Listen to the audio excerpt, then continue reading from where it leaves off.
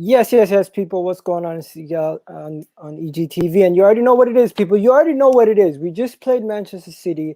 We lost 1-0, and you know what? I'm not even angry. It was just boring. It was disappointing. It was flat. It was just damage limitations. We're lucky we did not actually lose by more. But hey, you got Pep Guardiola saying we were the better team. I don't know who pays these managers. I don't know who. What did Arteta pay him to say this? Like, I like Arteta, but I could even see that as an Arsenal fan. We were not in control of this game. We had some chances, but we were not in control of this game. Manchester City were in control of the game a majority of the time. They did not. They had more shots than us. They statistically outweighed us. And you know what? Hey, what are you gonna do? But yeah, let's bring the people in. We got Kesh here. We got Harry here. We got Samuel here. Let's get everybody on in. Now look at Aubameyang. Aubameyang's past his best. Oh, he's not ready. He's not ready yet. Yeah. Harry, whenever you're ready, just let me know. Give me the heads up. And then, yeah, so let's talk about it, guys. Let's talk about it. What happened? What did we just witness? Because what I seen and what you guys seen might have been different. I seen a team that went out there from minute one to defend. And when we conceded, we did not want to open up too much, and we did not want to risk sending too many men forward. So it was always a five-man defense, the back four plus the midfielder and the goalkeeper versus four of our attackers, and one wide, either one wing back either one left back or one right back joining into attack. That's what it was. And it was never really, we were never pushing enough numbers forward to actually score. And when we did get in good opportunities, poor decision making and just ability from certain players. I'll start with you, Kesh. What do you say? Listen, I don't think we went out there just to defend. I just feel we couldn't carry out their plan, which was to sit deep. Whenever we win the ball, break forward and make the most of our attacks, which we didn't do because just a lack of quality. But when you look at City, you don't see the likes of Fernandinho and Rodri bombing forward into the box. You don't see that. What you see is their inverted fullbacks ventures forward, and because they're that technical and can create something, that's who make up the extra numbers in the box. When you see Bellerín trying to do it, we don't pull it off. In terms of people saying we never had the chances, there was chances there where we could have hurt City. Lots of chances. There's a good few times where we went forward where just a better pass or more ideas went by the individual that's on the ball, you create something. Because if that was the other way around, City makes something of those attacks, and we just couldn't do it. And that it's plain to see that it just comes down to the quality of the people on the ball. Okay. Next, I'll go to Harry. Harry. I think it just shows that when you don't have the ball for long periods of the game, when you do get it, you're either tired, so when you receive the ball, it's a baggy first touch or an overhit pass, or you don't have the confidence because you haven't touched the ball. So like Kesh said, when we got into those moments, we weren't clinical enough because we were just chasing the game for a long time. So whenever they got it, they just looked a little bit tired and a little bit just lackluster. Bellerín was really, really poor, gave away the ball a few times. Kieran Tierney got in some great positions and fluff crosses. Saka, Pepe final ball was off. But that's what happens when you don't touch the ball for a long time and you're just constantly running around trying to chase. There was one time when I saw Pablo Marí, and it's obviously a tactical instruction, and it's probably right, because I actually think playing against a false nine is probably harder than playing against a Jesus or Aguero, because you don't know where they're going. There's one time when Marí followed Gundogan almost all the way to, like, he was level with John Stones and Diaz. Maybe not that level, but he went all the way into City's half, and I was like, wow. And then I think Elneny dropped centre half. So you're doing all of this movement non-stop, trying to fill in the holes because you're almost going man to man. And then when you do suddenly get the ball, we weren't good enough with it. Whether it's Elneny, Bellerín, Tierney, Ødegaard. I've seen a lot of hate for Bellerín as usual. He's trending on Twitter because of all, he's had a bad game. There was no one today that used the ball well, apart from Holding a few times when he travelled with it. There was no one really that used the ball well today. So it was an off day against the best team in the world, essentially. And you can't have those. You can't have it. Next, I'll go Samuel, then Brendan. Samuel. No, it was flat, bro. For the first second, we were optimistic, and in 1 minute, everything just fell apart. Literally, the whole game. All the optimism, all the energy got sucked out, and they never came back from the players. That's what I got to say. Those dead players everywhere on the pitch. The only one I can say really tried today and made the effort was Saka, but that's the common theme every time we lose. The only one that puts the effort in, week out, is Bukayo Saka. As for everyone else, Pepe, I don't want to see him start on Thursday. I don't think he's on it. People make Arteta, this is a chance to impress, and none of them took it by the chance. Grabbed the chance. Bellerín at right back. You know what? I would gladly put Cedric in for the rest of the season. Bellerín has just been dodgy all week in, week out. Egal, every game we put opposition and they have a decent winger. What side do they attack? No, but that might just be the side that they have their strengths on. Anyway, wait a minute. It was Tierney's fault for the goal. If anything, if we're talking about sides, they got it. Tierney. Tierney was the one who looked vulnerable at the start. I mean, Harry. I've got no problem with criticism of Bellerín whatsoever, and I'm not here to protect Bellerín. I'm here to protect the way you should analyse football, and you should be fair. If you're giving stick to Bellerín for misplacing a pass, you should give as much stick for KT for getting in great positions when we do have the ball and fluffing across. There was one time when KT kicked out of play. I'm not going to dig KT out of that, but because we already have a negative perception of Bellerín, you'll only ever see the negative things. Harry, because I thought simple. Bellerín, because Bellerín, Sterling was his man. He lost him. Harry, the reason why I'll disagree with you is you have to remember Tierney's not played for 5 games. Mm-hmm. Like I know he's gonna come in and he's gonna fluff his lines. Obviously, probably not to this degree of how bad it was, but at the same time, yes, Tierney got beat. There's not a problem. A player can get beat, but you need to be in a better positioning. And that goal for me is not so much Bellerin's positioning, because that wasn't his man. What for me that went wrong in that goal? The communication. What's you and Rob Olden saying? Are you telling Rob Olden, man, coming across you? Because people saying, oh, you got out jumped. No one jumped with him because they weren't even close to Sterling. The movement was that good, and Olden didn't see that he was coming, that he lost it. So for me, it's communication that let us down in that situation. Yeah, I'm not saying Katie had a bad game. I'm just saying, like, my point is, you can point fingers everywhere if you want to do it.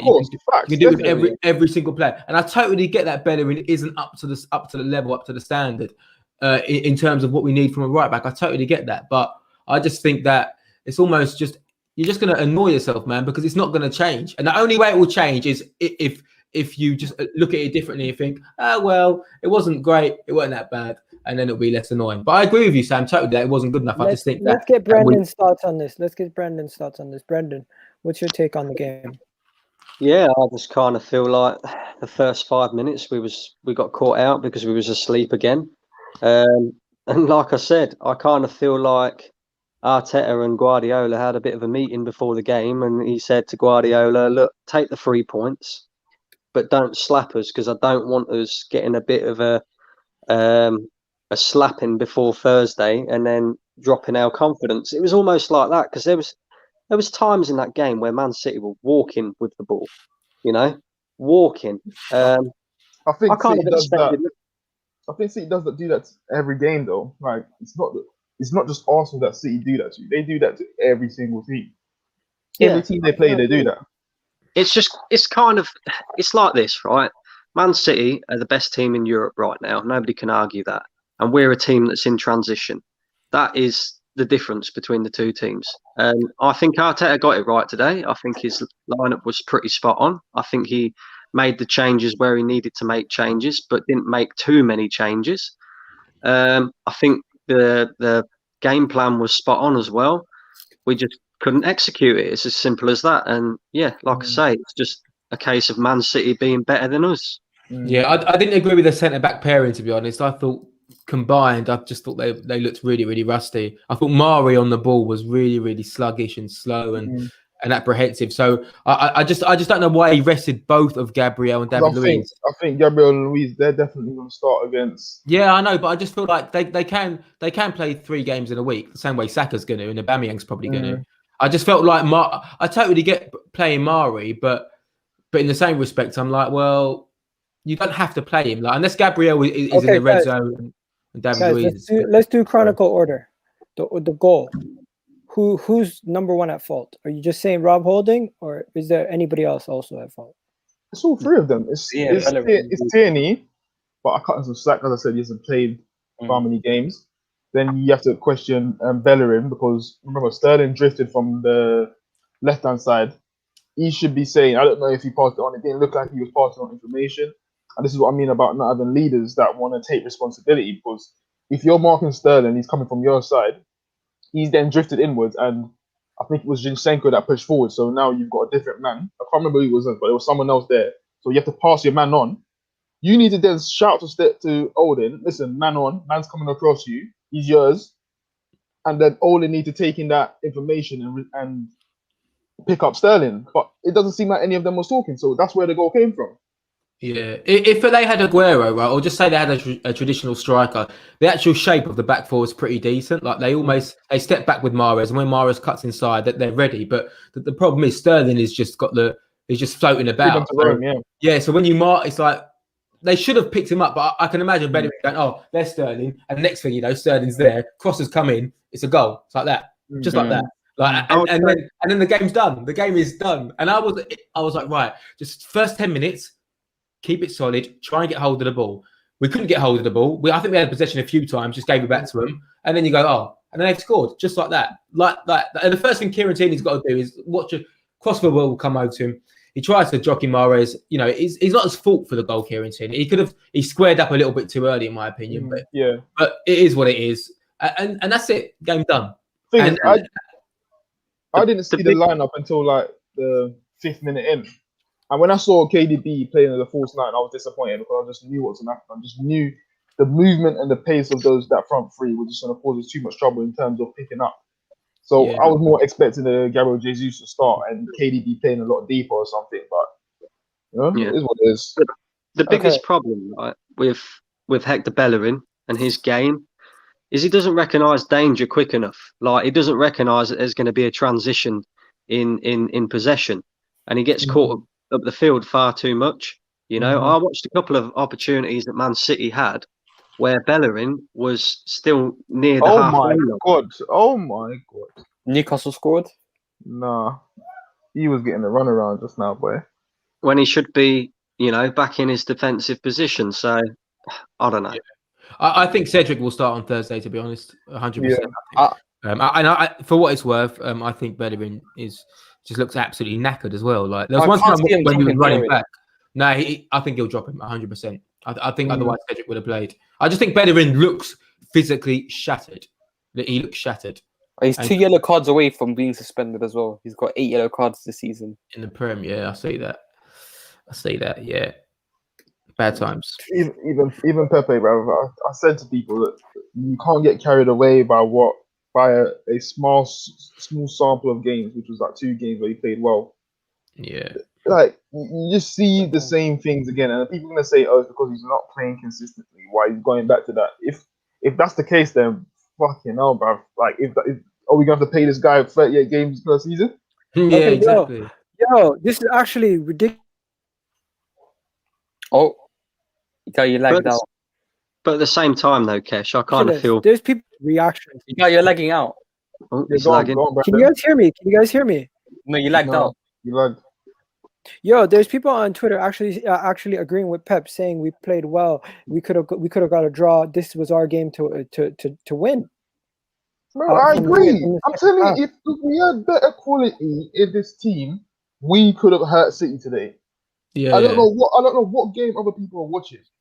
There was opportunities there when we broke away, and I said this from in the preview because I knew how this game would plan out.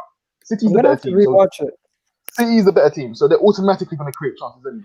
But our chances are going to be limited. So when you break forward, you need that quality. Whether it's your final pass, whether it's a bit of individual brilliance, you need that, and we just didn't have that today. Yeah, totally. When you got, was he that good second half to say? No, I don't think it's about being good. It's just we got into the right areas, but the crosses or the pullbacks weren't right. That's what it was. Can I just read this comment out from I'm not gonna read the name in case it's something. Bro, our fullbacks are horrible because the midfield couldn't hold the ball. I don't know why Arteta keeps playing Pepe or changing lineups every single game. I mean, you can't really blame. On the Pepe thing, though, I kind of feel a little bit sorry for him in a way because he was playing pretty decent, and then he got dropped for the Leeds game, and everybody thought, oh, maybe Arteta's saving him for the Benfica game, and then he never really featured in that either. So I can't understand that. Why drop a player when he's on form, when he's actually producing, when you've paid £72 million for him to produce? If he's producing, then keep playing him. Arteta didn't pay £72 million for him, did he? That's the problem. That's the thing. This is the thing I disagree with, and I see Chelsea fans do it as well, because when on a Lampard, they were saying Lampard's got personal issues with Cho, who's not playing him. Then you saw the game against Chelsea's last game. They're saying no, it's because Tuchel actually sees that he's not pressing all that. Managers got reasons. They've got their reasons for doing these things to the players. At the end of the day, if Pep Guardiola drops Foden for whatever, if Foden plays 2 games well, he drops him. Man City fans are not going to complain and say Foden is because Pep drops Foden why he's now not playing for. Foden's going to come back into that team and he's going to have the ability to go and replicate what he done 3 games previously. Why is this excuses? This is what I don't understand about this generation. About you have to play 4 games consistently. Or that that for me is a lazy excuse. At the same time, though, Kesh, like Foden, for example, he'll get taken out of the City side. Could I just move? We'll move back to this conversation. Bukayo just joined and he hasn't said a word yet. I just want him to jump into the conversation, bro. What'd you think of the game before we move back to the conversation of Pepe and Foden and that position? Yeah, I mean, I think it is what we all expected, to be fair. We're just lucky it was only 1-0. But at the same time, I don't know what anybody expected. I mean, that was their 18th win in a row. We're just up and down. So, I mean, coming away with a 1-0 probably looks like a good result considering what they've done to everybody else in the top 10 since the turn of January. We made five changes today. Yeah. So again, you're not going to get any fluidity playing against them, and you're playing Marí, who hasn't played for ages. You're playing Elneny, he's just a nothing sort of player. You're not going to get nothing. You was never going to get anything really out of the game. It was just about just trying to at least be a bit competitive, which we done for about 20 minutes, over 90 minutes. But yeah, I mean, I wouldn't take this game like I wouldn't. I don't think you could judge anything off this game, to be fair. One thing I would say as well, I know people say they took it easy. Man, in what world do you guys live in that they took it easy? That they're just playing with us? What you think those City attacking players don't want goals, want more assists? You think they're gonna say, "No, let's just take the break off"? No, you know what it is, Cash. They expected us to get. Cash, they expected us to get thrashed. So when we don't get thrashed, they have to come up with another reason. Ridiculous, man. I'm fed up of it. I'm fed up of it, man, because then what does that say about the sport then? If City's going to come to Arsenal and say, you know what, you're one of 20 teams in the league, we're going to take it easy on you lot. They don't just put their hand in a jar and Arsenal's name come out and say, yeah, that's the team we just let off today. No, I don't think they took it easy, but in the second half. Though, sorry, go ahead. Okay, I don't think they took it easy. Season, when we look back, I hate when it happens. Go ahead. You go ahead. I'm letting you have the floor. I'll meet Egal. I love it. No, I don't think they took it easy in the second half, but they certainly let us have more of the ball, and I don't think that was down to our quality. It felt like they had the Champions League in mind, and they just thought, you know what, we're pretty solid here. We can probably just ease it up a little bit, or just play a bit of keep ball and not relentlessly push.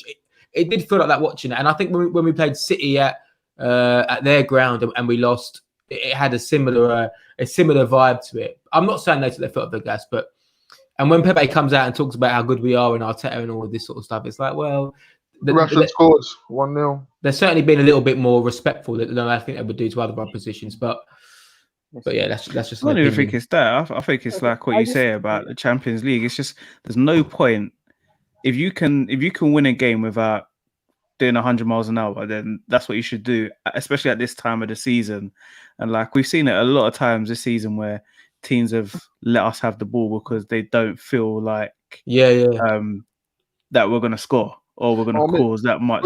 Did Ederson make a save? This is not a patronising question. Did we have a shot on target? Yeah, we did. We had one. Yeah, we had one. So like, Tierney. I think our midfield. Listen, we done it last night. That was so we shit. said how many players do we need from right back to central midfield. Yeah, that's when I logged out. To striker, it's what's it called? It's so detrimental to us. I'm telling you. Like I know we like Aubameyang and I get it, but Aubameyang's lost his pace. He's lost his pace. He's not. Defenders are not that scared of him anymore, unless he's in and around the 6-yard box where he gets a chance and he can make a yard of space for himself. He's not dangerous. So we need to go and invest. And I keep saying it. Investment is the way to get Arsenal back to the top. None of this nonsense about we can do it by being self-sustaining. How can you do it by being self-sustaining? Tell me.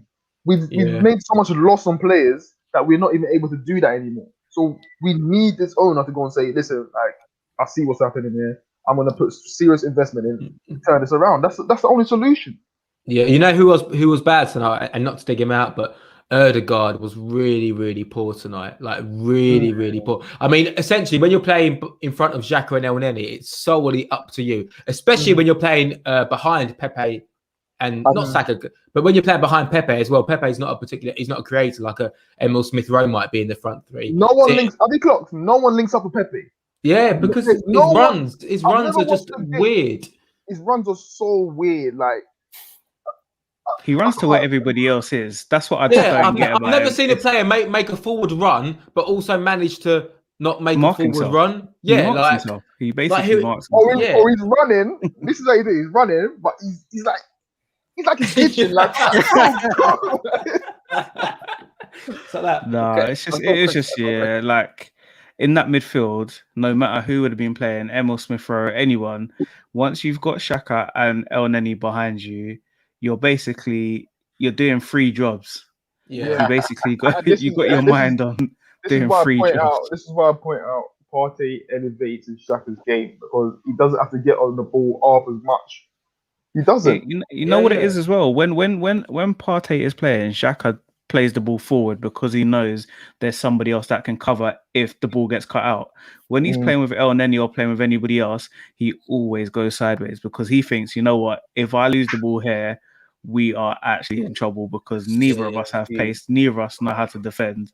So they're basically back onto our defense. Okay. Guys, can I stop everybody? Can I stop everybody for 1 second? Was there any positives to take out of this game? Because we've mentioned 110 different critical points, but is there anything that we can take out of this game and be like, you know what, that was a moment of I gotta say something first. We've got 99 problems, but Saka ain't one. That's what it is, bro. Saka's a really good start again. Week in, week out, he's our best performer. When we lose, he's the only bright spot. Saka. He's the only one that cares on this team.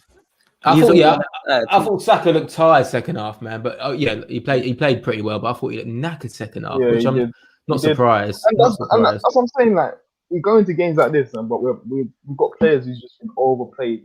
And I understand. Yes, you want to rest them, but like beggars can't be choosers. Like that's the position we're in. Like we ain't got that luxury of just picking how many players. Like I remember days when we had players. We can swap out a Nasri for Rosicky. We can swap out a Denilson for Abid Diaby. Like we had those options, good technical players that can come in and replicate the same thing that each other do.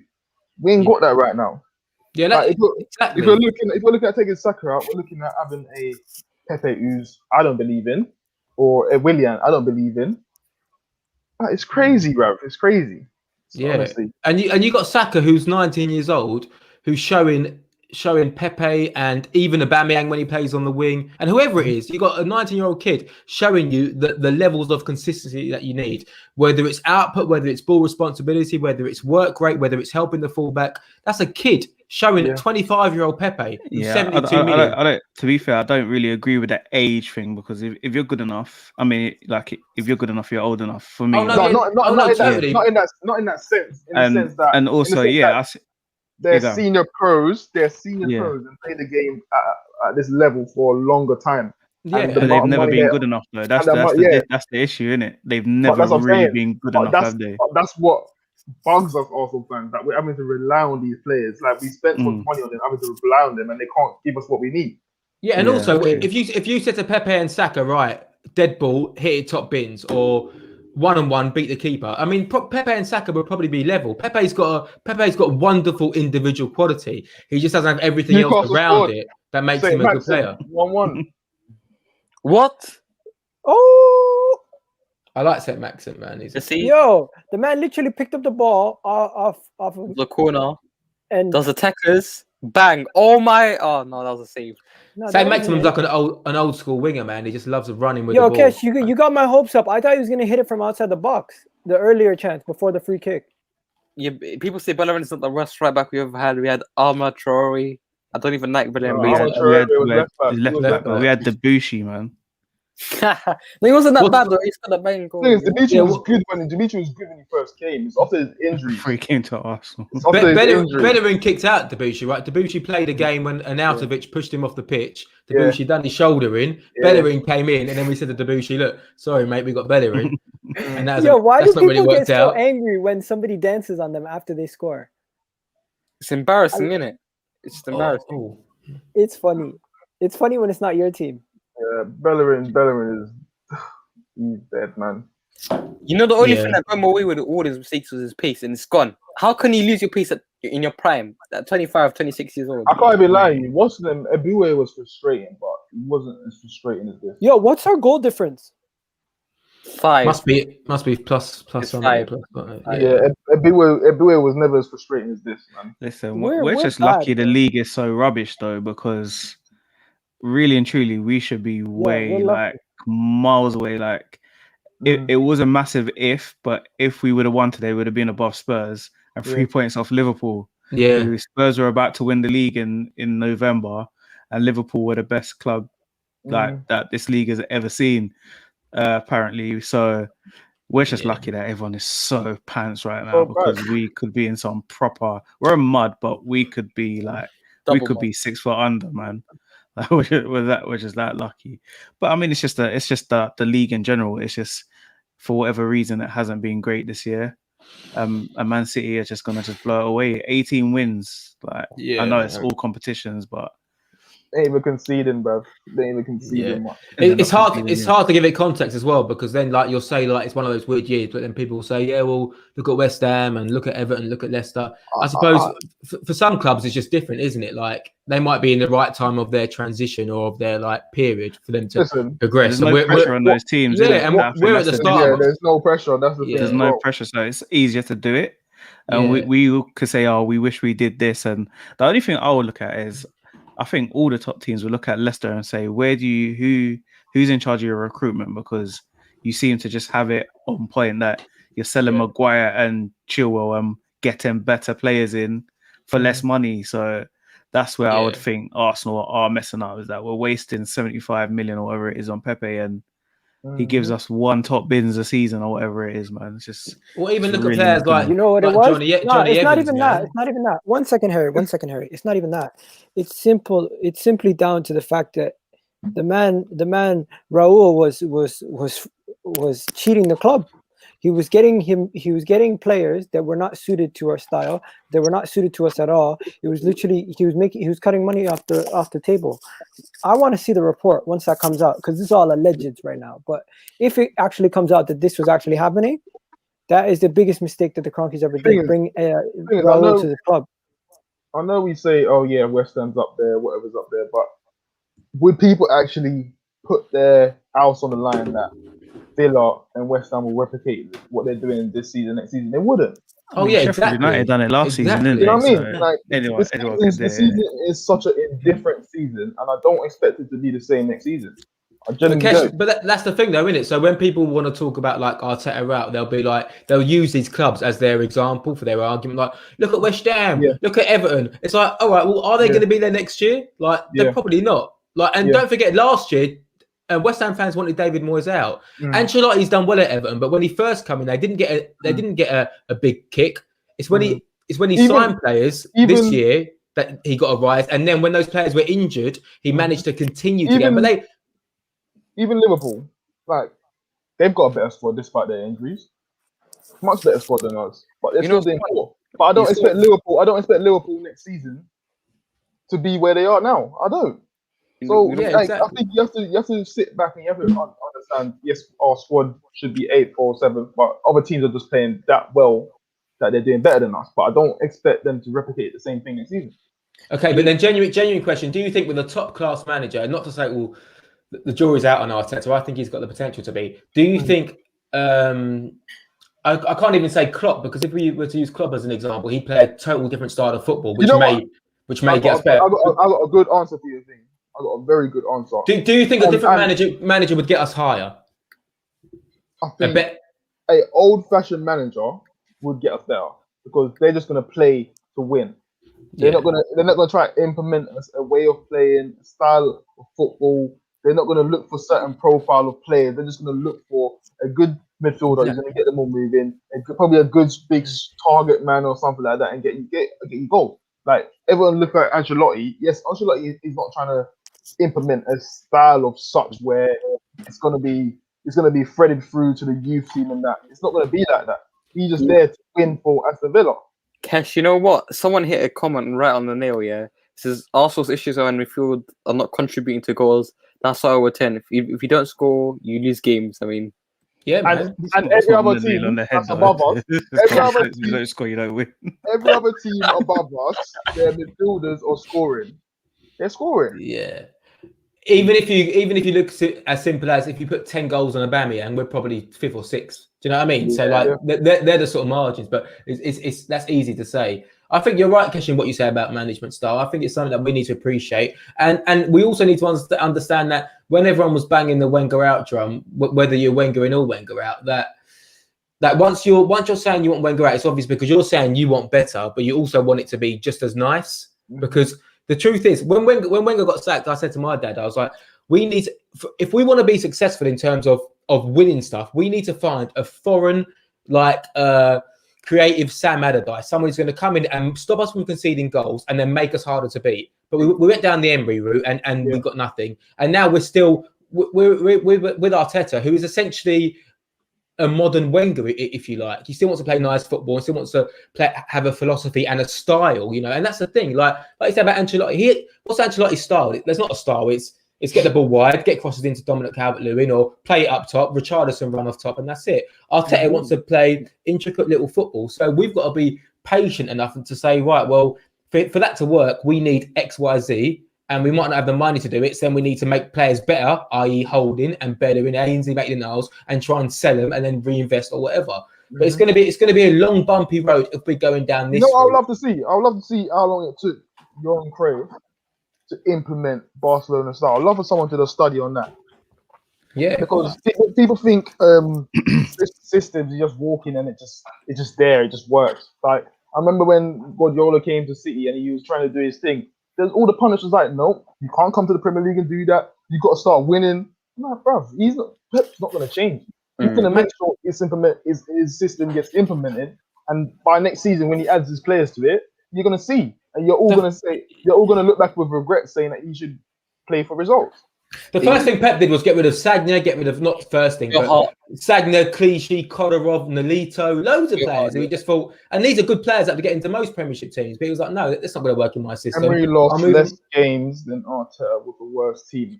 I don't think that team was that bad. I don't think. Listen, if you're counting Pepe as an improvement on what we had, then no, like Partey, you can't count Partey because Partey's barely been fit. This is the thing, isn't it? It's the same team. If anything, the team was better because Guendouzi was probably our best player that season, and he's not even here. Pep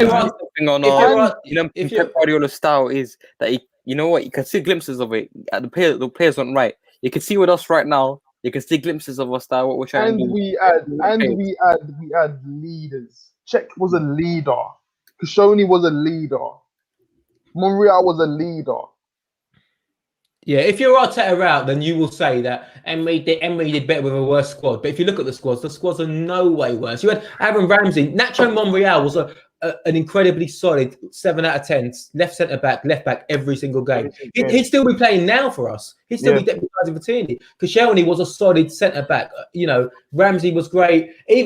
Even the squad players. Washed up Ozil, injury prone Ramsey. Injury prone Ramsey is better than what we got right now in the field.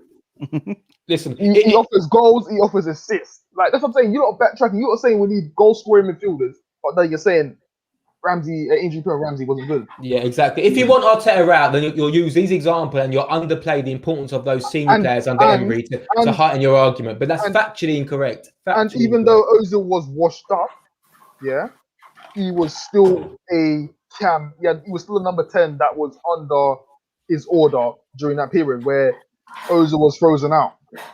And bro, Emery had peak Aubameyang and Lacazette. They were like Will Smith and Martin Lawrence. Them two had a fucking chemistry. They loved playing with each other. They were banging in goals. Like they were in the prime of their career. So Emery had a really good squad. Certainly better than what Arteta. Yeah, Mustafi and David Luiz in the Arteta. Anyone that so did Arteta. The thing is, isn't the team the same? Just the difference is that we've got Partey. Is that not the difference? What have Tierney? He's injured as well. He's been injured for most of the time. Yeah, honestly. Listen, if you're Arteta, hold on. I'm not saying he was a great leader, but he was a leader. He was one of the senior figures. He was in the team that would talk. Didn't say he was great, but he was a leader. Koscielny played for France whenever he was fit. I mean, he played for his country. Come on, man. So, like, what do you want? He would have won the Euros or World Cup or whatever it was before. Right? You know, come on. Let's not discredit Koscielny. Koscielny was a great centre half, man. Pepe hasn't made the team better, though, has he? Partey hasn't played. Pepe was under Emery himself anyway. That's what I'm saying. Loads of people are sending in comments about, but they played under. They were signed under things, so technically they're Emery's players. Cam, if you're telling me you wouldn't take Iwobi over as much as I hate Iwobi, I'll take Iwobi over Pepe. I'll take him over Pepe. Honestly, the way he's playing, the way they play, we got more from Iwobi. I don't care what anyone says. We did. I'll take him over Pepe. Iwobi didn't know he was doing half of the time, but we got more from him. Like, but yeah, it's just sad. You know, in the Iwobi's final season, and every away game we performed. We were so bad away, but the constant performer away from him was Iwobi. But the thing is, as well, like, what's the issue? Like, what are we saying? That you want Emery back? Do you want Emery back? Look at the player. Like, if we're what's the point of comparing? Like, well, Emery did this, so what? Do you want Emery back, or are you complaining about the theory of sacking a manager? And if you're complaining about the theory of sacking Emery, then don't sack Arteta under the same principles. Just give him time to make it work. Like, Iwobi was woeful, but at least he was a threat. Pepe scores because he's got a wicked left foot.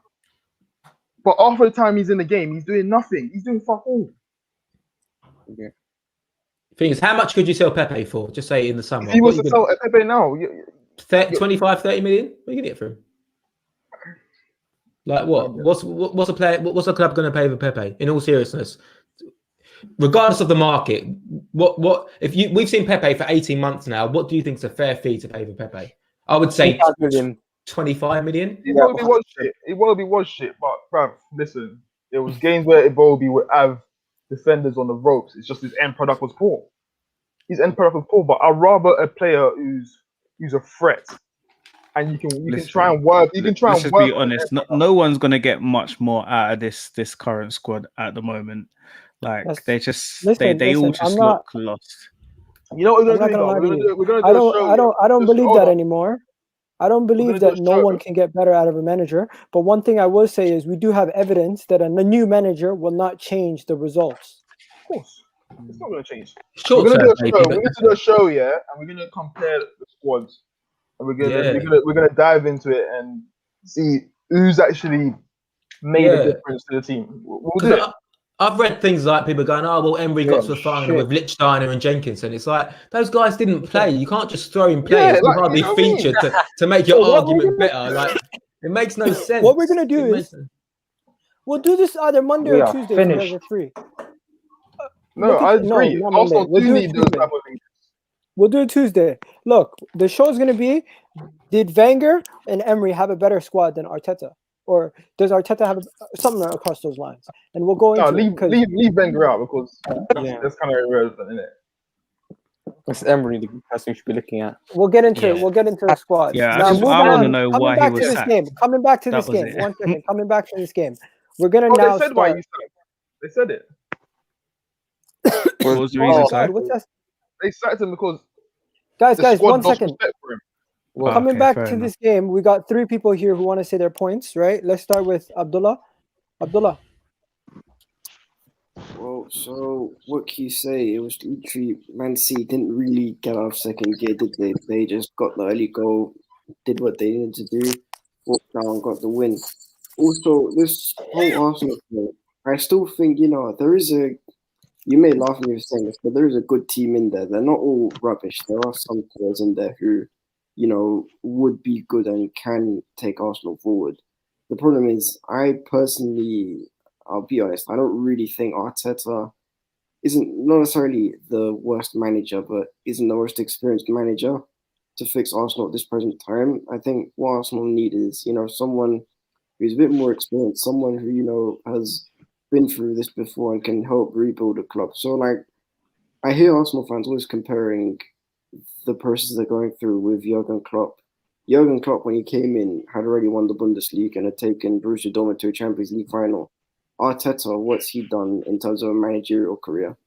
So you need to be a bit more realistic. Also, and again, I mean this respectfully, please stop gassing up your team saying you're going to get top 4 every year, because even when you got Thomas Partey, you still needed an attacking midfielder, you still needed a right back, you needed loads of things. There was loads of surgery needed at Arsenal. So you need to lower your expectations of the club, realize where you are, understand that you probably won't be in the Champions League for a good few years, and just quietly go by your business and you'll be calm. Mm-hmm. I agree. That's good life advice, that is. You hear what someone said? So someone commented, for every game Bellerin plays, I'll chop down a tree. No, I agree. I agree with what you're saying. To be honest, there. I'll put that tree back up. Expectations. Also, certain fans need to realize Arsenal's not the Arsenal of old, and certain people just seem to be so disillusioned that we are still that team and we're not. Totally. That's why I was confused about listening to a lot of Spurs fans earlier after they lost to West Ham today. It's like you're only so mad because when you guys were at the top of the league, you thought you were going to win the league, and when you re-signed Bale, you thought you were going to get old Gareth Bale. So right now, your pride and ego's hurting, but Exactly. you're in a very similar place to us. You've got some great players, but you've also got a lot of average players, and essentially you've got a manager with perhaps less hunger or less spark that he used to have. So, but you're only hurting because you thought you were going to achieve. I thought we were going to do really well this year, but it doesn't affect me as much because I know that we still have got so much to improve on. But I didn't catch the last caller's name, but he's totally right. We just need to understand where we are, and if we've got Bellerin at right back, it's because that's where we are. And when we're ready to upgrade, we will. And if Elneny's a squad player, it's because that's where we are. We talk about Wenger's squad. His centre mid options were Ramsey, Santi, Coquelin, Jack Wilshere. Maybe I can't remember who else he had in last season. Xhaka. There's 4 or 5 players there who are. Well, 4 of them are ballers. Coquelin was a lovely little tidy footballer. Jack and Ramsey and Santi on their day are just like little diamonds of footballers. And now did Emery have Coquelin at one point? Did he? He hasn't right now. No. Arteta, Wenger sold him. Wenger sold him, yeah. Sold him. But you know what I mean? That's the level. And now our second choice or third choice central midfielder is potentially Elneny. And no disrespect to Elneny, but I mean, it is what it is. He's miles behind that in terms of that quality. He's miles behind Torreira or even Guendouzi. And for some reason, we didn't want to keep him around. We didn't want to keep him around. So, what else do we expect? Don't get me wrong; those players can overperform, and Elneny might give you a 10 out of 10 like he did in Old Trafford. But That's all it is. It's a one-off game, and the consistency is the rest. Let's go to Jess after this. Jess, talk to me, bro. I'm not surprised. I knew that we were going to lose to City. I thought we was going to get battered by City, but I was surprised they were like the first seconds of the first half, literally, Sterling out of all people heading the ball in. Literally, what was Holding doing? You're the tallest guy and you couldn't even mark Sterling out of all people. Literally, it's just poor. It's just poor. See, we're all over us during the first 10 minutes of the game, and then we didn't even create that much. Literally, it's just the same old Arsenal that doesn't play serious at all. Literally, it's just poor. Looking at the table, we're still stuck in 10th, and you got other teams who've got opportunities to climb over us. Literally, it's just not good enough. It's just not good enough. It's just poor, especially at home against. I know City we're talking about, but we could have at least got a draw or something. But I'm not surprised that City got the 3 points because they were toying with us. They were playing with us. They didn't It's just poor from us. Now going on to Thursday. Thursday's going to determine our season. We get out of Europa, we've got nothing, and then you got these Premier League teams trying to chase for top 6 and top 4, and then if we don't win Thursday, season over. That defines our season. Literally says it all. Bro, you honestly said everything we know, but at the same time, Thursday's the must win. We all know that. We all know that. We all agree with you. One thing I would say is there anything positive that you could take out of this game, or is that even a defeatist mentality? Saka. That's what I said. The only positive, Saka. No, I'm asking Jeff. Played 90 minutes as well. Oh, Bellerín did poor again. No, something positive. Don't say poor again, please. Oh, poor, positive. Nothing, right? No, not really some positives, I could say. This is what I mean, bro. You can only see you can only be disillusioned for so long. Yes, there's poor things. We know that. We can see everything that's poor. Everything you said, I've said it myself. But the thing is, there has been something you could take out of it. Every loss, there's a lesson that can be learned, and there's also things that you could take out of it and be like, yo, there's something good. Maybe even if we lost by 3-4-0, people would be mentioning more positives. The fact that we lost by 1-0, and the result was not poor from today. That is the thing. That is the thing that's making people like, yo, you know what? There's no positives. What do you guys think about that thing? Because if we were to lose by a bigger margin, there may be a bigger lesson to be learned here today. But the fact that we lost by such a close margin, no one really cares. It's almost like everyone's like, yeah, we lost. We were going to lose. I think that's good, though. I think that's good, Kesh. I think because essentially, if we lose 3 or 4-0, Arteta knows what comes with that. He knows that it comes with so much stick and so many more questions in the media about a humbling defeat and where do you go from here. And then there's a sensation, this interview on Sky Sports, and the pundits are slagging us off. And we've got to remember that starts a whole additional circus. So I think playing 1-0 and playing it safe is probably the best thing. I'm telling you, as soon as we went for it and opened up, if we didn't score that chance, they would have just went and scored the other end. And then it would have been 2 or 3-0, and then it would have been another Arteta out circus. So I think the only positive is that we managed the game well, if that makes any sense. Even though we lost, we seem to, I don't know, stay in it enough and not leave ourselves too open. But I don't know if that's a positive. Is that a positive? I don't know if it is. I think at some point, I think it's too early to say. That's what I'm asking you guys. Yeah, it's too early to see answer this question. So we've got Laurie. Laurie, okay. What's today of this game week? Laurie's here. Laurie, what was the only positive out of today's game? What do you think? To see Tierney back, I guess, was one positive. Okay, guys, we're gonna start the player ratings in about 10 minutes. Is there any more questions before we get onto player ratings? Because once we get on the player ratings, I don't really want to go back to the full introduction of the game. Nothing? There's nothing else to talk about. It's just dead. Okay, pretty there's much something that I want to talk about. There's something I want to talk about then, if you guys aren't going to mention it. Pierre-Emerick Aubameyang.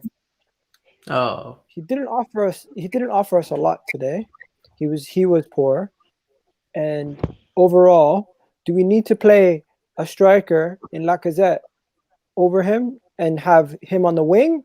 Or are you guys playing him out as a striker and you're going to put more creativity behind him? Which one is it? Yeah, that's the second one. He's never given us much. Like, if we're honest, he's just a given goal scorer. us much. He's just a goal scorer. So if you're not getting the ball in the positions to create him chances, he's gonna give you nothing. He's not like Jamie Vardy, who's gonna run his socks off, or Harry Kane, and make things happen like that. That's never been his game. It's never gonna be his game. He's only getting older. So like today, the thing that would have made sense for me would have been to play Martinelli and see if he can cause something by just upsetting him, because he's non-stop running. Like Aubameyang today was never going to work. Like for me, it was never going to work. You either have to bring in Lacazette, who can hold it up and do things in the box, or you play Martinelli. I disagree. It's not that Aubameyang can't play as a striker against City, but you've got to I'm play. not saying so he's not, but he needed more creating behind him. Yeah, he didn't have it. And we didn't have it, and we couldn't do it. I know some people saying play Ceballos, but come on, man. Yeah. As bad as Elneny is, he does offer some sort of protection. Against a City team, you're pushing it, trying to play as Ceballos and Xhaka. Yeah, well, that's why the performance of Ødegaard was so important today, because he was the only one who was going to essentially create from central, and he didn't do it. Again, and that was found wanted. But you talk about Vardy and having that element of his game in Aubameyang. Aubameyang could do it, but he's too scared to do it. And when Stones bodied him, when he tries to run the Stones, that's why Aubameyang doesn't do it, because he's got too much pride. He's too scared of. He doesn't want to get in a fight. And Arteta should say no. Just do it. Like, make it hard for a defender. No, but some people are just not built like that. And I know, but Vardy is from a yeah. Like you look at his preparation for a football game, a Red Bull, Snows. You know what he's about. You know he's played in non-league football. He's used to I said that. Yeah, you know what I mean. Yeah. But we talk about a manager improving players. Like, you can't really improve Aubameyang at his age. You can't tell him how to finish. You can't tell him about his movement. That's all perfect. But maybe you can say to him, look, you if you're going to play up front for me, you need to add this to your game, because his hold-up play today, like there's a few times when he got the ball with his back to goal, but he didn't pass it. Guys, we need more people in the box. If we have creativity, it doesn't mean anything if there's nobody in the box. You have to have Lacazette in the team. But the reason why you're not getting more people in the box is because of the lack of quality. If you then go seeing a Xhaka in the box, you're going to get counter-attacked. So it's the wrong profile of players. Ego, is Lacazette the answer? Is Lacazette the answer? I'm not saying that. I mean, certain games you set up with play Aubameyang on the left. Play Aubameyang on the left. Have Lacazette in the team. It offers us more options and more goal scorers in the team. Pepe in the team does not bring us more goal scorers. But it's still an unbalanced team. You playing Lacazette and Aubameyang. I've never bought into the idea when fans say they got this chemistry. Like, I've never seen it.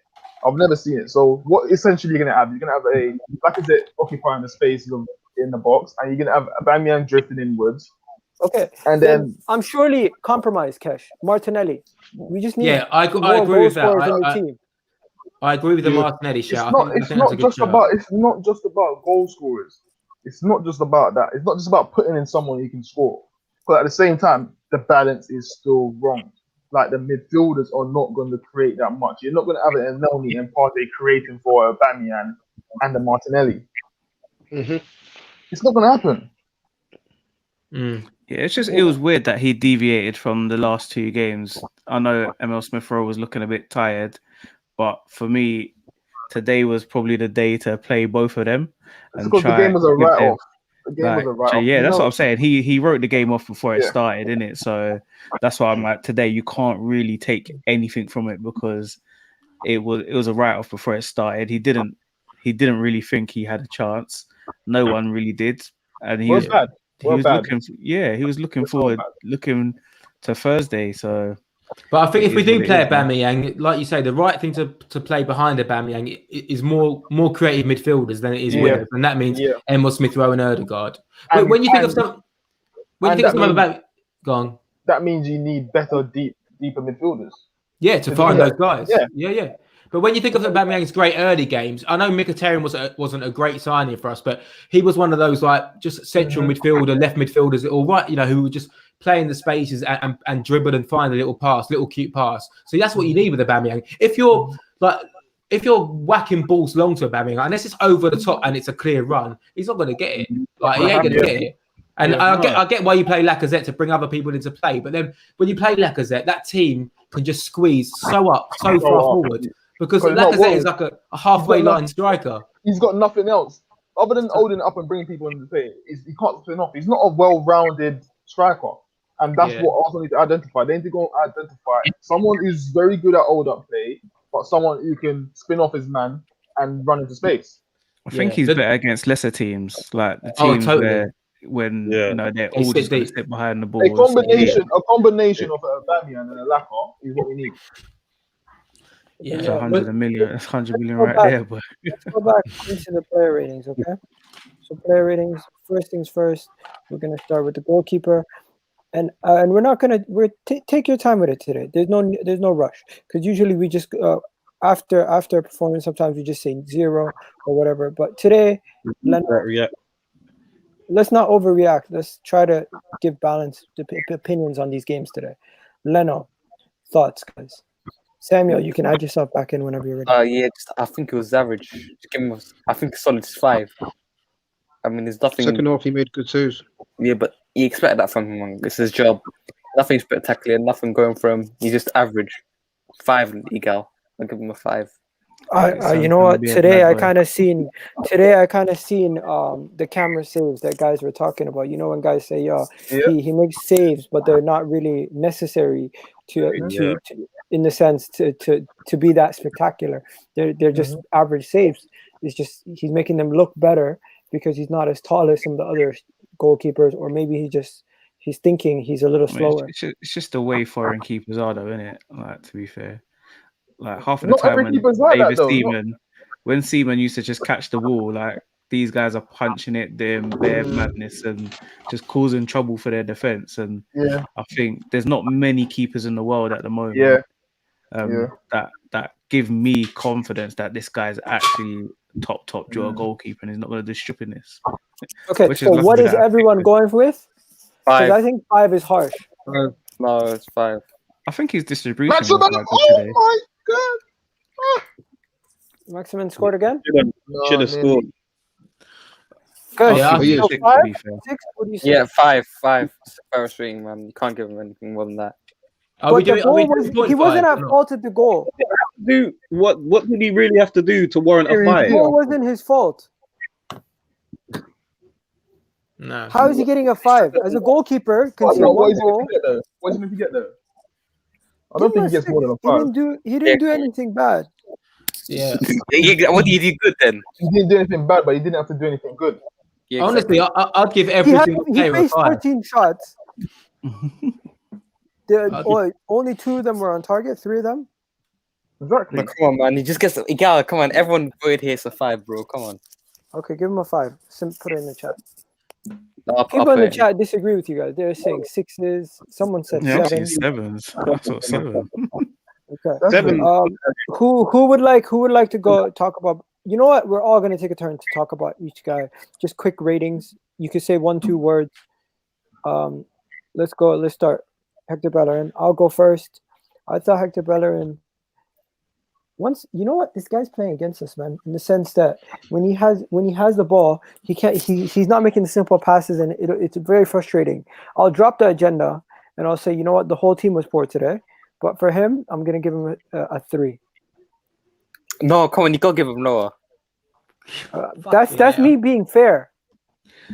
I'll give him a 0. I don't know how you lot rate the players. Like, I mean, nobody was a 3. I don't think it was that deep. Yeah, I don't think it was. Well said. Okay, guys. I think based on public opinion and based on what I've witnessed from him for the past couple of games, I just feel like this guy just frustrates me every game that I can't give him a fair rating. I'm not gonna lie to you. Exactly. So there you go. So you just said it. That's what we call an agenda, mate. You just said no agenda, and he just went, oh, I can't give it a fair rating. I'm trying. For me, he gets a 4. You know what? The only person that I think got below a 5, I think the only one that got below a 5 today was Aubameyang. I gave him a 3. Oh no, that's fair. Listen, like there's times where he was just getting roasted. Like he can't defend. He just can't defend. Man. 3 is like own goal to terrace. What are you giving him? What are you giving him? I think a 4. No. But yo, let's be real, Big Gunner. We don't give, as fans, we don't give like newspaper reporter ratings. Do you get what I'm saying? No, but I'm saying because you just already said that you gave it based on what he's been doing already this season and in the last few games. Okay, if you look at this performance today, single-handedly, was it an average performance or below average performance? Yeah, below average, which I'll say is about 5. For me, below average is 5. Yeah. Okay. For me, average is 5. I think average is 5. 6 is better than the rest. 7 and stuff is the range where you start talking. You know what? Close. That was really good. Egal, you need to come up with like a rating scale so we know the variables, like 1 to 3, 3 to 5. If you make up 0 to 4, you see shit. 0 to 2 is cost you the game. Yeah. 2 okay. 3 to 5. 3 to 5 is below average. And then 5 is average. Yeah, 5 is average because if you come on the pitch and you kick the ball for 2 seconds, you usually get a 5. So 5 to 6 average. All right. So what happens if you cost a goal, but then you then contribute a goal? What happens to that rating? How does it work? That can happen though. That can happen. That right there. I think that you have to apply context. It depends on what you've done to cost the goal. Like if you pass it back and it's short to the keeper, then obviously you're gonna get ridiculed, isn't it? You know what I mean? You want the perfect example of a 0, a stonewalled 0. David Luiz versus Man City concedes a penalty, a red card, gets sent off, and gave a goal away earlier in the game. That is the definition of a 0. So what about if you score an own goal, like a really bad own goal, like you're meant to pass it back to the keeper, but you whack it? Okay, what are we giving him? What are the people in the chat giving him? Because you guys, it's a bit mad though. Because does anybody fault Tierney for the goal today? Does anybody place any fault to Tierney? It's an interesting question, which we will come back to. But yeah, I know what you're hitting at. You gave him a 5, right? Should apply, and I agree. You gave him a 5, right? Look at the chat. They're saying 4s, 0s, 1s. Yeah, but every chat, I know, but everything is just being they hate Bellerín. Like it's been the whole so it was never going to be a fair. We might as well just not give him a rating. What is your fair answer? Honestly, I don't think anyone was below a 5 apart from Aubameyang, in my opinion. No, I think Bellerín was below a 4, man. The reason why I say that is you constantly getting spun by Sterling. Like, all right, can I say something? He never had a solution to defending. All right, so let me. Every time you run up against him, he beat him. So earlier on the terrace, you were talking about is Raheem Sterling world class, right? That was the conversation. Like, is he class? And the general vibe was that he's class, maybe not world class, but he's still up there with like the top 5, top 10 left wingers. So obviously, if you're playing against a top 5, top 10 left winger, he at times is going to roast you. But that's what happens. Of course, I agree. Right? And that's what happened to Bellerín today. A few times he got taken on too easily, and that's what it is. And then he gave away maybe 2 really weird passes, and otherwise that was it. Then otherwise it was okay. But so he's in brain. That's the thing. The foot in brain lets him down every single time. It's not even an agenda thing. It's just literally this guy should not be anywhere near a first team. You know what it is as well. I think he believes he's just better than what he is, and he's not. Like sometimes just be humble and just play simple. That's it for me. Like, I think what it is that he just shows moments of he does something special. Because remember in the cup final when he ran through and set up the goal, he looked good in it. So, guys in the chat, you guys, I need you guys to do me a favor. Every single one of you guys, can you just smash a like on the video? And if you're watching on Twitter or Facebook, smash a like on there too. Now, So what's his rating? If you 10 missed out of it, 10. we already rated Leno, and we gave Leno a 5. We gave Bellerin a 5 or a 4, whatever. Oh no, whatever. he's getting Leno and Bellerin a 5. Nah. No, can't. that's what you guys are saying. You guys are saying I'm harsh. So no. Leno gets a 5. Bellerin gets a 4. It has to be a 3, man. Yeah, okay, I can give him a 3. Oh, And come on, man. and the people in the chat, I need you guys to do me a favor. People in the chat, I need you guys to smash a like on the video. So while you're doing that, and give us your ratings also. So now we're gonna move on to the holdings of the worlds and the Pablo Maris of the world. So Laurie and Jess, I'm gonna ask you guys holding. What are you guys giving holding? I'll give him a 4, to be fair.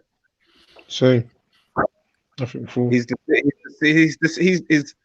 when people shout for him to be in the England squad, he just proves why he should be nowhere near or even considered to be in the England squad. And he just shows why, like what he shows what a 2 million defender's worth. I mean, he shows a 2 million defender's ability on the pitch. Yeah, he didn't have the worst of games, but at the same time, like he's never gonna get any better, is he? It's as good as he gets. And then what he did to get the concussion just sums up how poor his quality is when it comes to, as I said, well, look at all these English players. I mean, do you know, if any of you are old enough to remember when England had a C team, maybe that's what he should be thinking about sniffing for that. But nah, yeah, 4, and that's me being generous. Is he £83 million worth less than Maguire? No. No. They're like £10 million apart. So no. Maguire is listen. Realistically, if he was playing at a Burnley or thing, that's his level, and he would put out standout performances. Yeah. Man, I wholeheartedly disagree with that. What do you think? I think that he's a decent defender. He's okay on the ball. I think today he had some really good moments when he came out of the back with the ball and played some good balls to Tierney. I think that because his name's Rob Holding and he's from the north and he's signing from Bolton for 2 million, we have this preconceived conception. I think if you change his name to Roberto Holdino, and we said, "I'll be signing him from a French club or a Serie B club," and he come with a reputation, I think you judge him differently. I think we're just harsher on him because he's not holding. You know what? I disagree. Go on, tell me. Go on. I think he's better than Eric Dyer, as Cam just said. Holden is worse. I disagree. Yeah, but they're not far apart, and Dyer shouldn't be playing for a team that's trying to chase Champions League. Dyer is a team that he should be playing literally from 6th to 7th. That's Olden's position. That's where he should be. Which is where we are at the moment, isn't it? That's where we are. It is where we are. Do you blame the manager? This is the tools that he has. Yeah, I do, but I also think how good would it be to see a player that clearly loves the club, a player that in big moments has had some epic games, right? FA Cup finals, he's been absolutely colossal. Well, don't forget that, because we talk about the FA Cups and how great it is and we celebrate it. He's one of the reasons why we've got those. So how good would it be to see a player being given the chance to play through errors, to learn a new system, to develop under a manager? But all we want to do is just get rid of these players. I'm not saying that we can't do better than him, but I'm just saying players can improve. They can get better, but they can. I like Rob Holding. They can get better, but their players have ceilings. His ceiling is not at a Champions League level. You're not gonna improve him that much better. All right, but how good is Joe Gomez? He's not great. He's all right, isn't he? He's good. He's fast. He gets himself out of trouble, but he's not amazing. Joe Gomez and him are two completely different players. No. I know, but what I'm saying is, like, you've got Van Dijk, who's colossal, and you've got Joe Gomez, who is decent. Don't tell me Joe Gomez is. You know what? Yeah, in football, you have two types of defenders. You have a defender that just defends, and then you have someone that is only good. They're only as good as the person that they're playing with.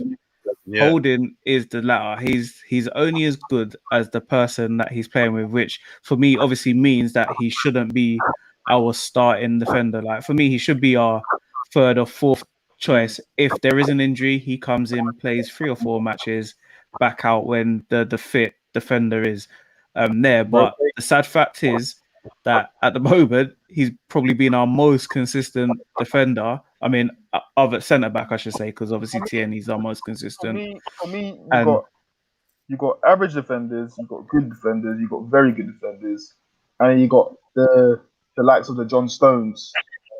Then there's a level above the John Stones where they're just world class, a Van Dijk. There's different levels to this, bro. I'm telling you. And Yeah, no, he's just average. He shouldn't be our starting defender. I know people are saying him and Joe Gomez can compare. No, they can't. Joe Gomez is a good defender, but nothing more than a good defender. Yeah, but next to Van Dijk, he looks all right. John Stones next to Otamendi looks like a sack of shit. Put him next to Diaz. The geezer looks a fucking gargantuan. I know that's come with his own personal rise as well. But I'm just saying, Rob Holding in a team that's suffering from confidence obviously doesn't look great. But defensively, we've been okay this season. If tonight that our players in the final third are more effective attackingly, if Ødegaard has a decent game, if Pépé has a decent game, if Aubameyang takes a finger out of his arse, we're doing all right. Listen, but all we want to talk about is Rob Holding and Bellerín. Okay, let me keep it real.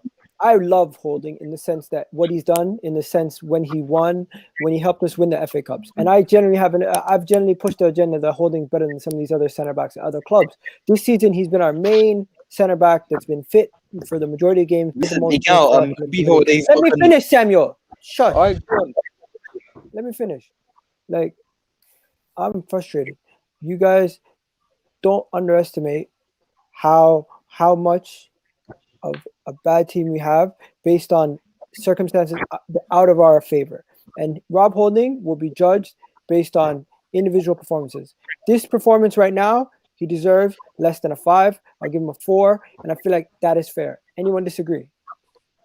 I'll give him a 4. I'll give him a 4. 4. Okay, we move.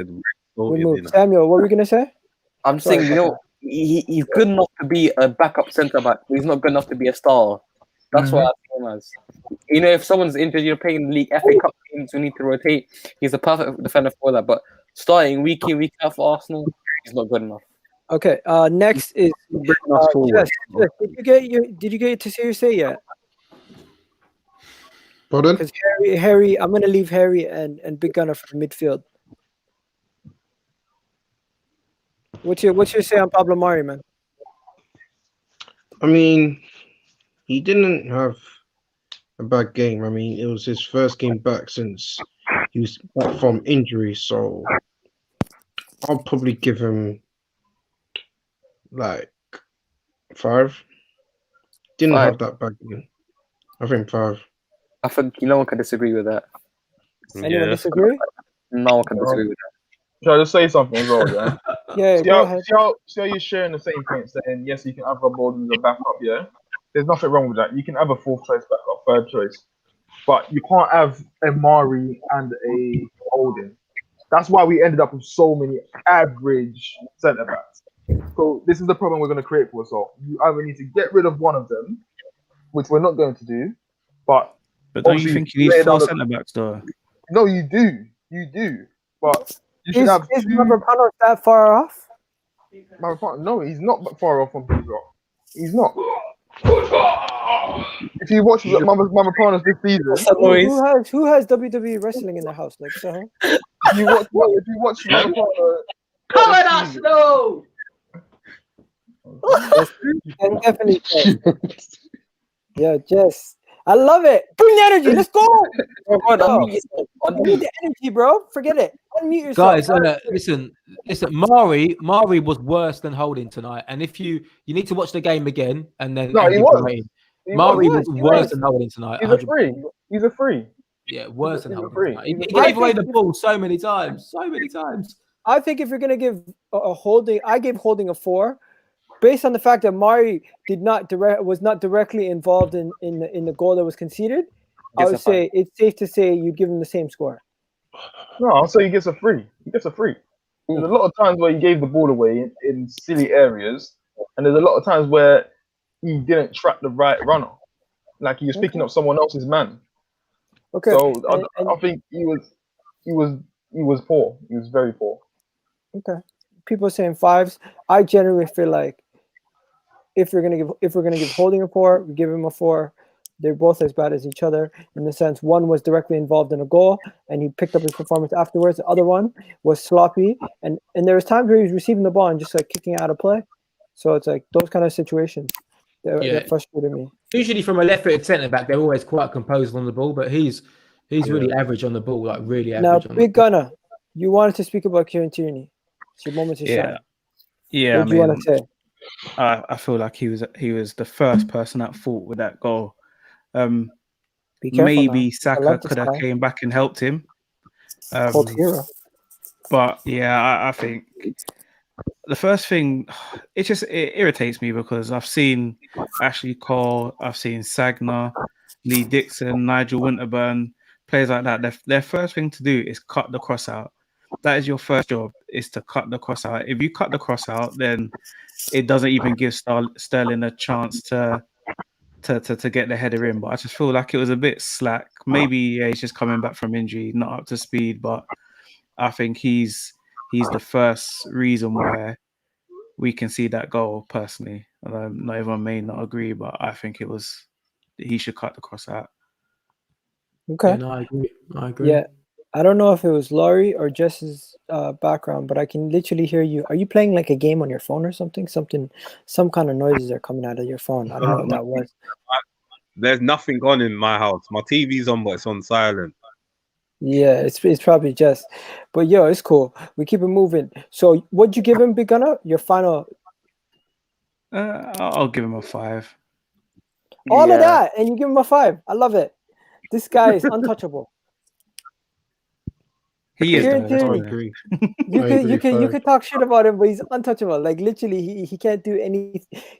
I just think I think you guys are just the way you rate the thing is a bit harsh anyway. But no, bro. We rate it as fans. We're emotional.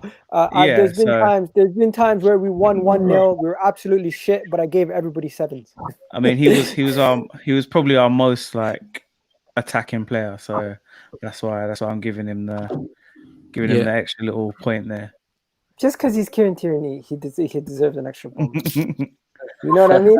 Just like Bellerin deserves a knockdown. I'm not gonna lie to you. That's the emotion of being a fan. That's why people on the newspaper, when they do stuff, we always laugh. Like we lost 1-0 versus Burnley. The whole team got 6s and 7s on the newspaper. Yeah, it's a little dodgy. Anyways, Willis, what were you saying? I was saying, you weren't getting to no one. You never gave up trying to cross the ball throughout the whole match.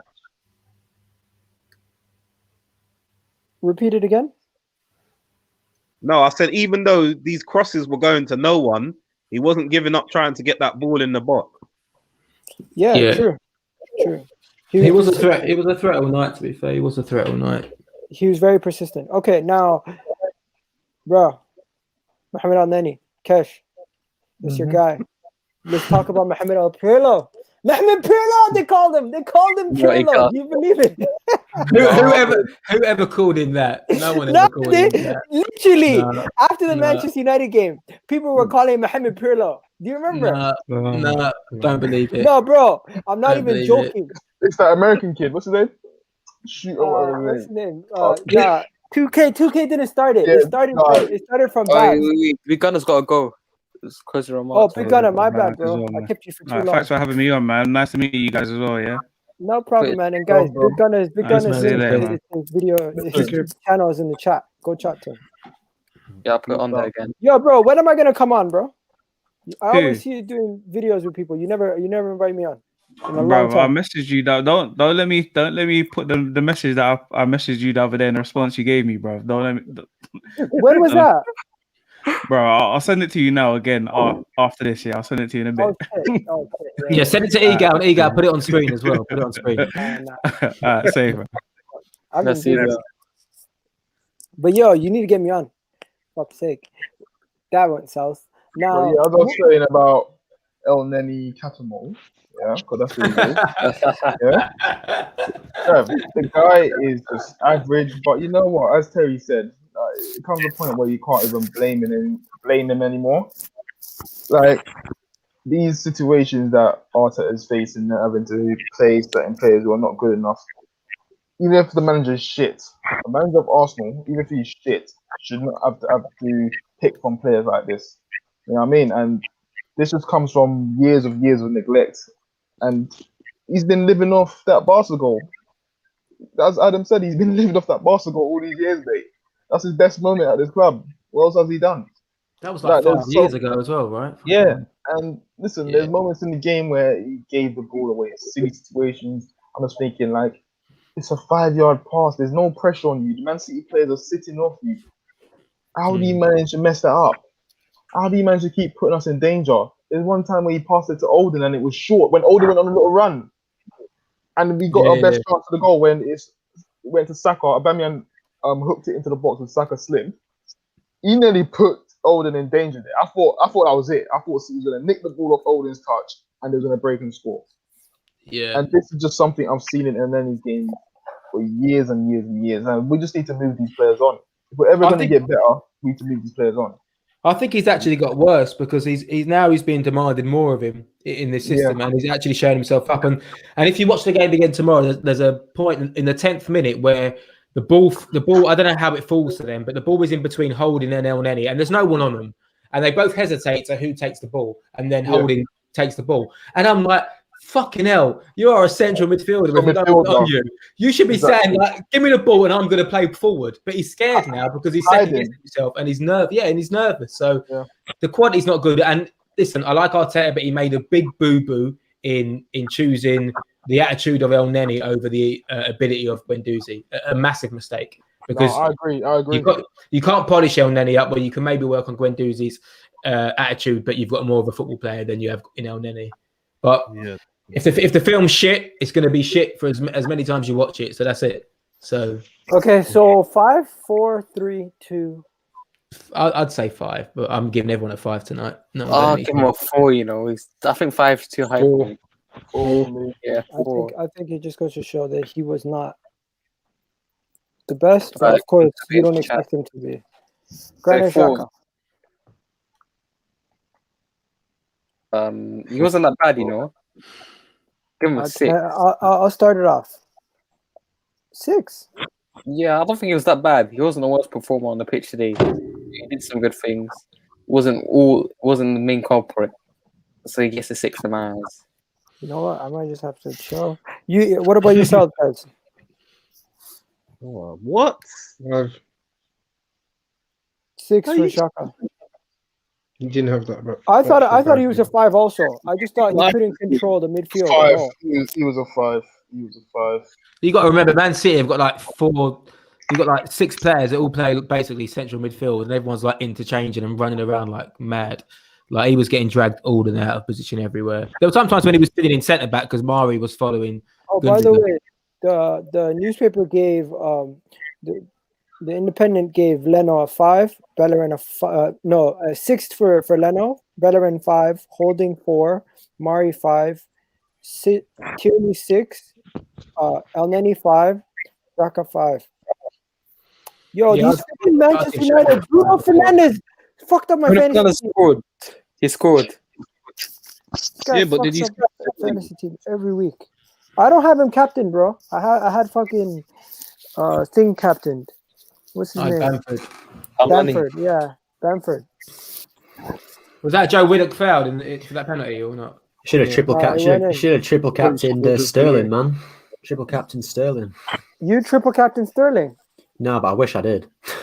You're the kind of guy that triple captain Kane against Spurs, eh? Probably, yeah. I ain't doing that. But yeah. Okay, so we got Big Gunner, Gunner Express here, took Big Gunner's spot, and now let's talk about it, bro. We're Granit Xhaka 5. Let me get you up to date what we've done so far. So far we've given Leno, Leno 4 or 5. I think it was a 5. We gave Bellerin a 4, Tierney a 5, Mari got a 4, Holding got a 4. Huh? Holding got a 4. Nah, I gave him a 1. He cost us the game. You can't be doing that against Raheem Sterling. Come on. Yeah. We gave everybody gave Cedric low ratings for that Aston Villa game. Like Holdings, it's the same energy. Cost us the game. Okay. Mohamed Elneny got what? 4 or 5? wasn't it? 4, yeah, 4. And Xhaka got a 5. And now moving on to Saka, I'll give you Saka. I'll give him a 5, but I mean, you guys are quite, you guys are kind of bumping up these ratings, so probably a 6. But he was the better player out on the pitch, I think. But wait a minute, if we're giving Holding a 1 for the goal, then we give Kieran Tierney a 1 for the goal as well, right? Yeah. Go ahead. Today, I'll give him. If the highest can go is 6 today, he gets a 6. He gets the highest rating of anyone on the team today. Right. Yeah. He was the better. He was the best player outfield. I mean, again, like we're going to lose this guy if we don't start improving, because even when we play poorly, he can still find a way to do well. Do you know what I mean? Like even against a Man City team as good as they are, he finds a way to do well. Kesh, you still there? No, he's got.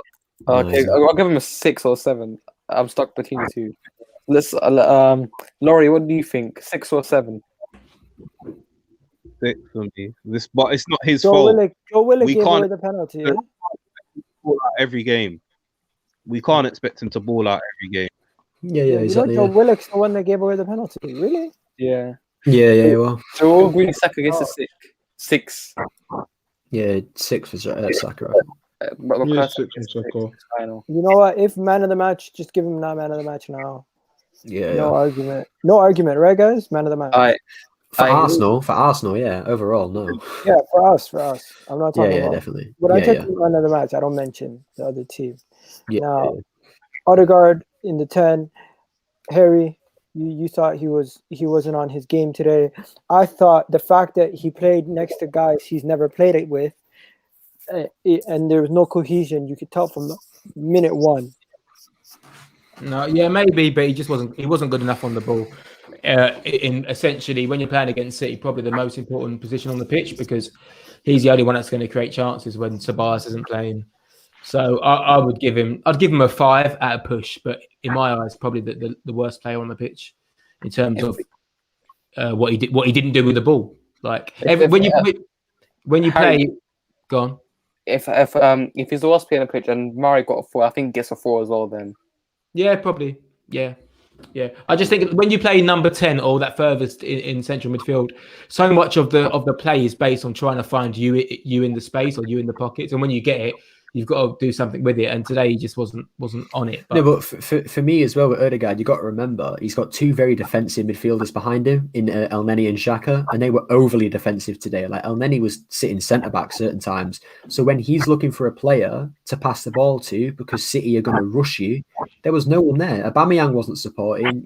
Saka was too busy on the wing. Don't get me wrong, he wasn't good, and he probably should have had a shot on target a few times, but he had no support from anybody. Yeah, no, that's a fair point. Maybe not enough movement ahead of him, but I still think he could have been a little bit more responsible on the ball and at times. He's got to step up, man. Like I know what you're saying about Elneny and Xhaka, but Özil played ahead of Elneny and Xhaka maybe at points, and in his prime he would have done bits. We need these players to play above and beyond when you're playing in front of an Elneny. So yeah, I wasn't impressed, but so is what it is. That Ødegaard gets a 4 then. That's very Murray and Holden get a 4, and like how you said, he wasn't the best performer. Yeah, let's start putting up some of the comments. What are they saying? Bellerín is all about Bellerín. 0. Oh no! Come on, man. No, that's harsh. If anyone's gonna get a 0, it's not going to be Ødegaard. Like there was players worse than him today on that pitch. 100%. Yeah, I give him a 4. Crypto money team needs to stick to that, bro. This is not gonna make you money, bro. Dude, being critical of other players. Yeah. So Ødegaard gets a 4. Yeah. I don't know. That was a harsh comment also from me. My bad. Now moving on. What are they saying? People saying 4s. We gave him a 4 overall. Now moving on to Pepe. Pepe was not good. Well, I don't understand. It's the same old Pepe. It's the same old Pepe. Right. 1 second, yo, guys. We said when I want to hear from one person only with this one. Kesh, what are you saying about Pepe? Why you have to choose me, bro? I want to hear from you. I want to hear from you because you articulate yourself in a way. Besides just saying the player was dog shit, You usually actually explain why you felt they were bad.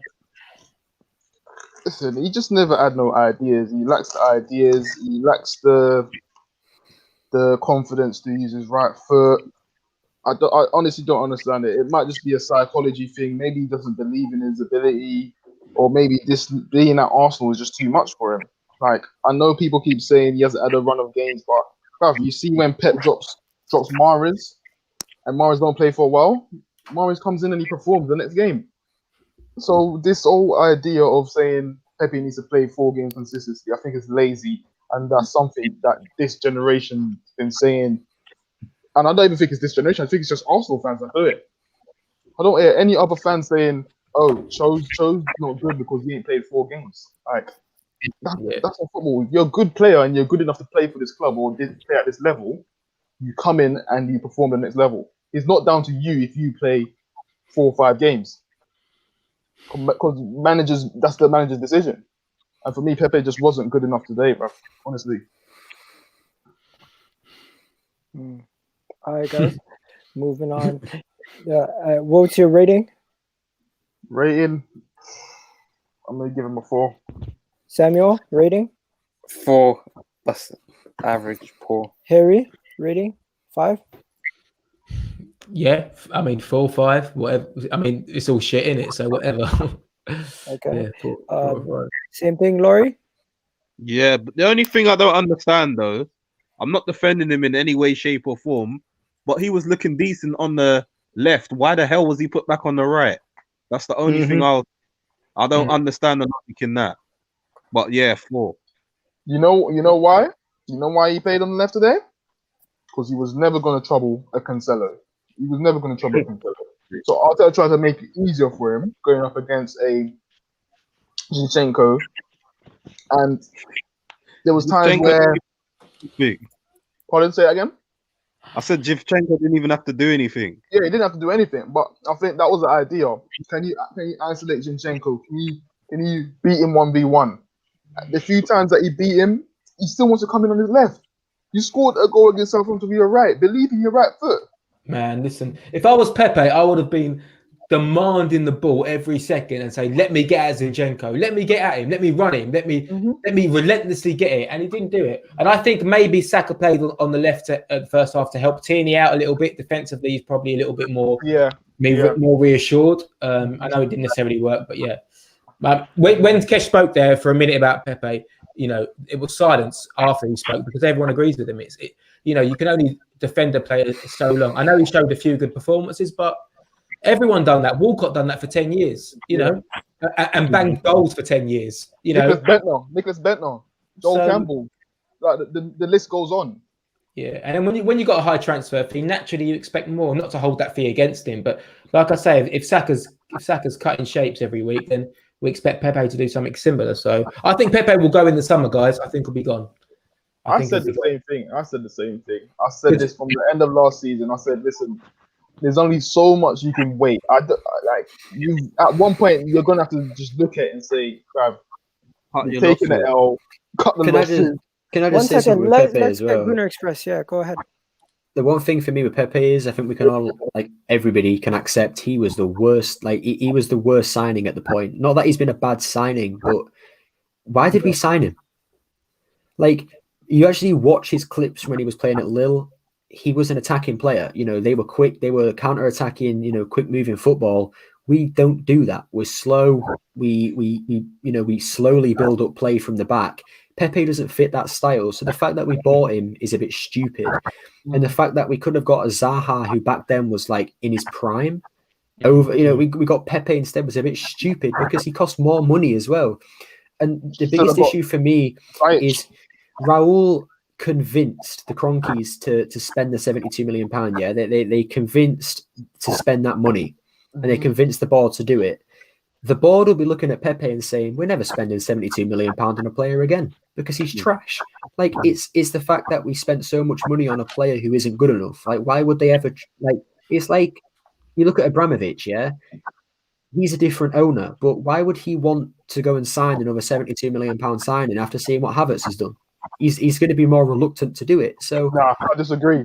I disagree. Chelsea will always do that. Yeah, that's what I mean. With Abramovich, it's different. But, if that was any other owner other than Abramovich, they're not spending that money again until they can see something. Like, they're going to have to slowly build it up again. And it was always a stupid signing. He was never gonna succeed. Let's be honest. He was never going to succeed. I agree.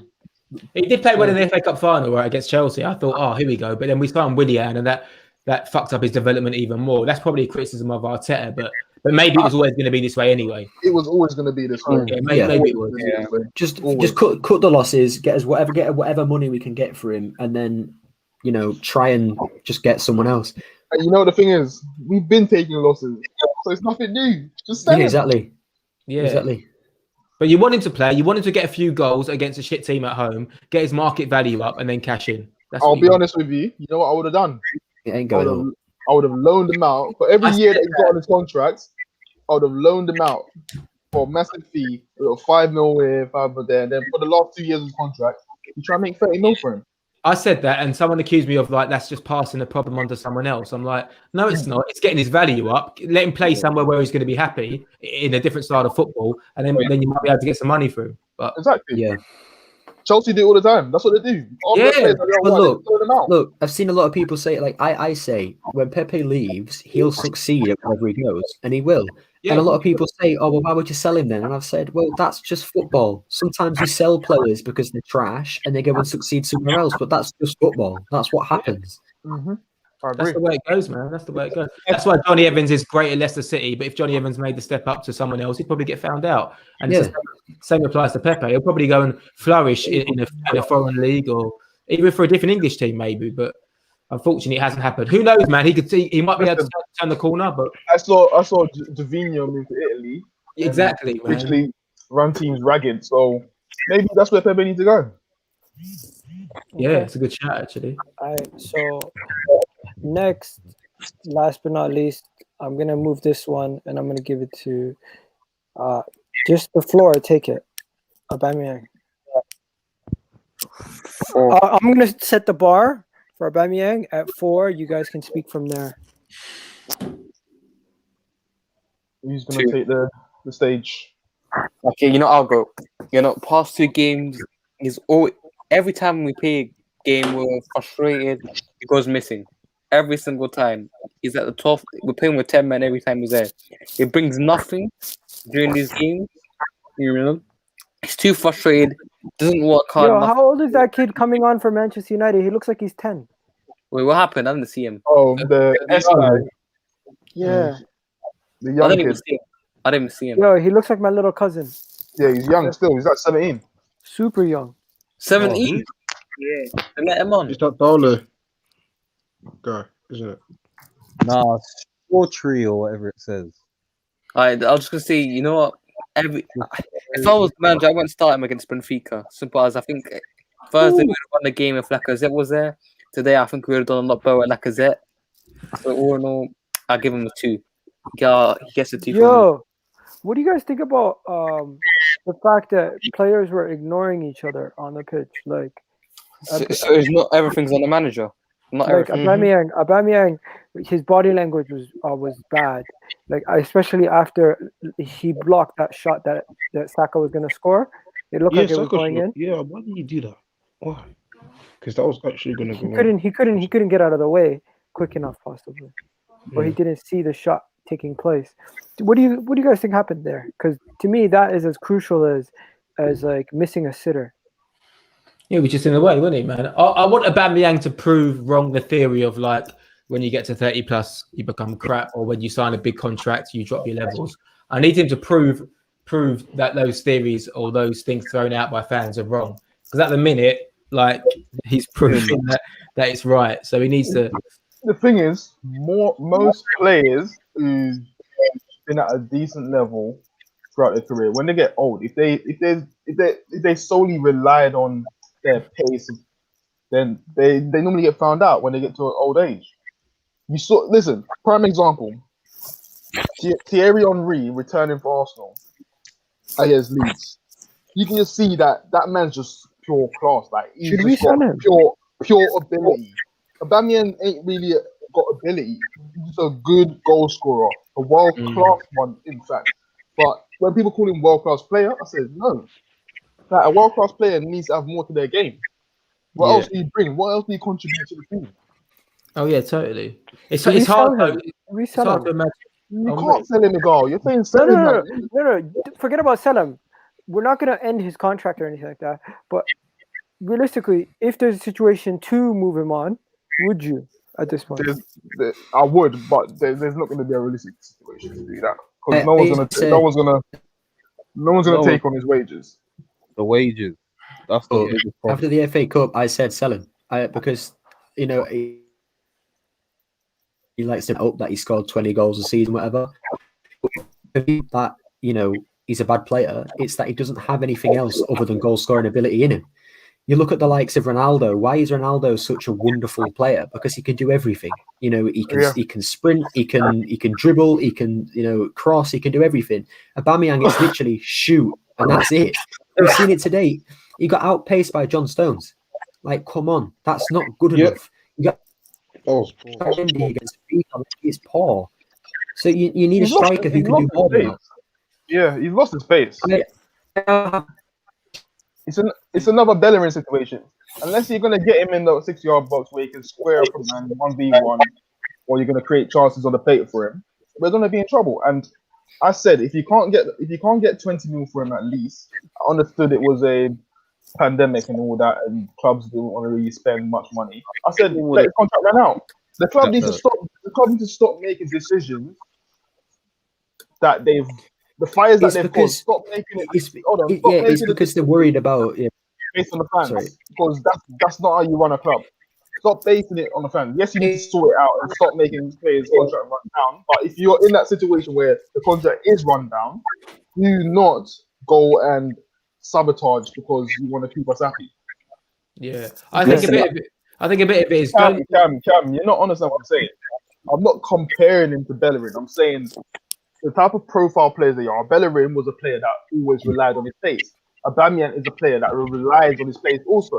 And when you're young and you've got your pace, you can be at that elite level. You can keep scoring. You can keep being a threat. But when you get old now and you need to adapt your game, he's going to find it difficult. You can't adapt now because that's all he had. If he was a player that was technically very gifted and he lost his pace, it wouldn't matter because he would still fit in. Egal United game's finished now. 3-1 United. I think he's still got the situational pace. Guys, we're gonna wrap up. Just before we wrap up, I'm just gonna go through the quick. Lacazette 5, no question about it for me. Yeah. I just a 5. Didn't play enough. Didn't do much. Came in the 73rd minute. Then you got Emile Smith Rowe. Came in. I don't think he did much either. Came in 73rd minute also. Didn't do much. Then you also Luis, concussion, substitution. Played 8 minutes. Didn't do much. David Luiz also gets a rating in my opinion. And then Ceballos doesn't even get a rating either because he came in with 4 minutes left. Didn't do much. And then for me, guys, we're gonna do another video tomorrow, if anything, or Tuesday. So stay tuned for that. Right now, I'm gonna head out. Big up to everybody here: Gunnar Express, Laurie, Jess, Kesh, Harry, Samuel. You guys are great. We've been here for an hour and 40 minutes. But yeah, we're out of here, people. Have a good one. Take care.